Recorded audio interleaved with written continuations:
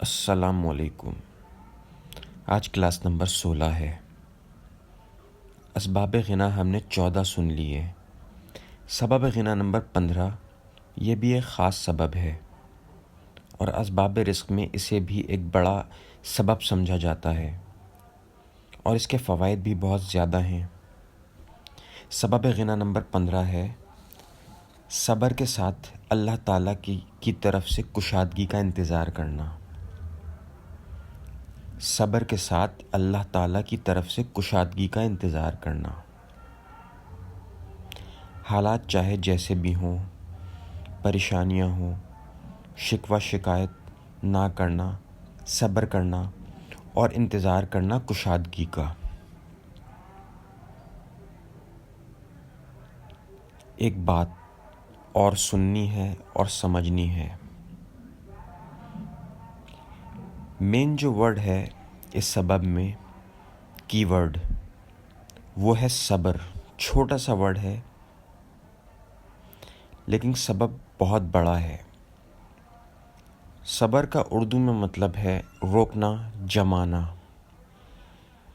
ہم اس سبب کی تھوڑی سی گہرائی میں جا رہے ہیں، ورنہ تو بچپن سے ہی سنتے آ رہے ہیں۔ صبر 3 قسم کا کرنا پڑے گا آپ کو بڑے دروازے کھلوانے کے لیے۔ پہلی قسم ہے نیکی کرنے پر صبر، یعنی نیکی کرنے پر اپنے آپ کو جمانا، نیکی کرنے پر اپنے آپ کو روکے رکھنا۔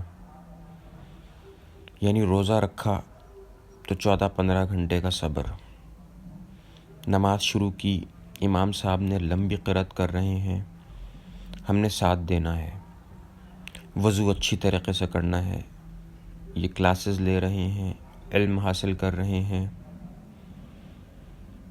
اس پر اپنے آپ کو روکے رکھنا۔ دوسری قسم ہے صبر کی گناہ سے بچنے پر صبر، یعنی گناہ کرنے کا دل چاہ رہا ہے لیکن اپنے آپ کو روکنا، اس کو کہتے ہیں گناہ سے بچنے پر صبر۔ بد نظری کا موقع ملا، نظر جھکا لی تو گناہ سے بچنا ہوا۔ جھوٹ بولنے سے، غیبت کرنے سے اپنے آپ کو روکنا، یا کوئی بھی حرام کام یا جو گناہ کے زمرے میں آتا ہے اس سے بچنا اور اپنے آپ کو روکے رکھنا۔ یہ جو صبر ایک لفظ ہے، اگر کسی یونیورسٹی کے اسٹوڈنٹس کو کسی ایک سیمسٹر میں صرف صبر کے بارے میں تفصیل سے پڑھا دیا جائے، صرف ایک سبب صبر، تو زندگی میں ان کو کسی سے شکایت نہیں ہوگی، دروازے وہ خود کھلوا لیں گے۔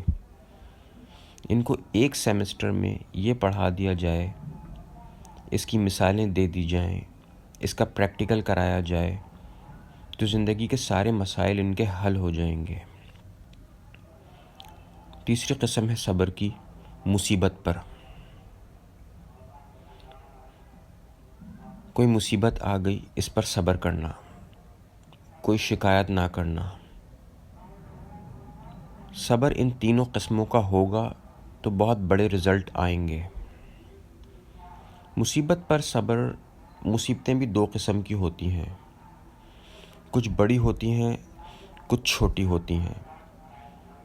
بڑی مصیبتیں مطلب دکان گرا دی آپ کی، جاب چھین لی کسی نے، دکان، مکان، فیکٹری جل گئی، یا کوئی بڑی بیماری لگ گئی، کوئی پیارا اچانک انتقال کر گیا،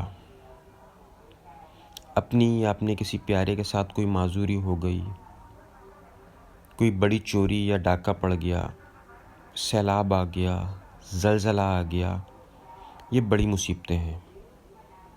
کچھ چھوٹی مصیبتیں ہوتی ہیں، مثلاً کسی نے مذاق اڑا دیا، کسی نے دل دکھا دیا، کسی نے ڈرا دیا، کسی نے غیبت کر کے آپ کو تکلیف پہنچا دی، تانا دے دیا،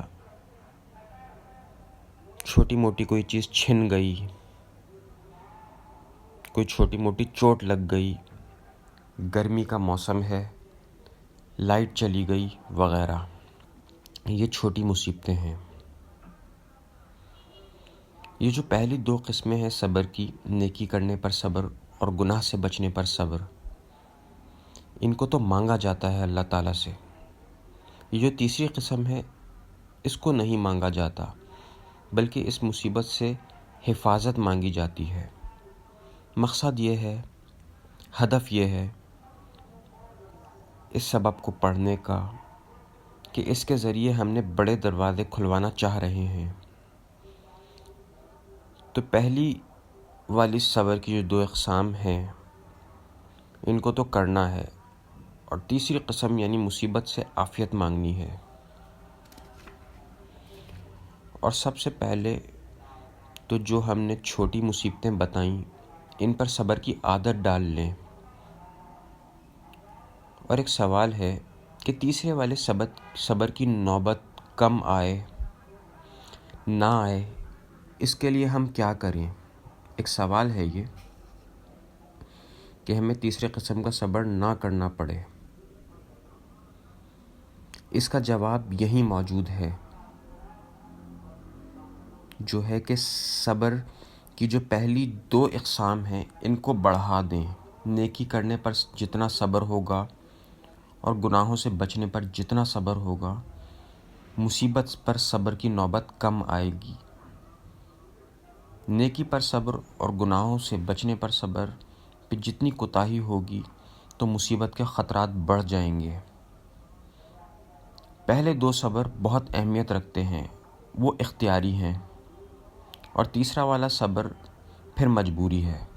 اور روایات سے پتہ چلتا ہے یہ جو تیسرا والا صبر ہے، اس پر انعامات بھی ویسے نہیں ہیں جیسے پہلے دو پر ہیں۔ سب سے کم انعامات تیسرے والے صبر پر ہیں، اس سے زیادہ جو پہلے نمبر پر آپ نے لکھا ہے، اور سب سے زیادہ جو انعامات ہیں وہ بیچ والا جو آپ نے لکھا ہے۔ سب سے زیادہ تاثیر اس صبر کی ہے۔ تو بہرحال یہ تینوں قسم کا صبر کریں گے تو سبب کامل ہوگا، مکمل ہوگا۔ پہلے دو صبر پر کام کریں، اس کے بعد اگر کوئی مصیبت آ بھی گئی تو ایک طاقتور ذات آپ کے ساتھ ہوگی، تو مصیبت بھی آپ کا کچھ نہیں بگاڑ سکے گی، آپ کو توڑ نہیں سکے گی۔